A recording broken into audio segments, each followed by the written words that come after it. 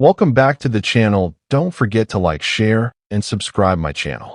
Today we are explore how to create a business promo design using Posterize in Photoshop.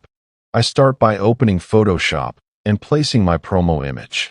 I duplicate the layer immediately.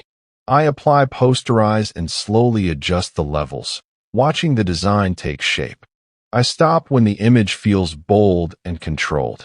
Business promos need impact, but also trust. I mask key areas to keep details sharp. I zoom in and smooth edges carefully. I enhance contrast slightly to strengthen focus. I add promo text and align it neatly with the image. I check spacing because balance sells confidence in business. I zoom out and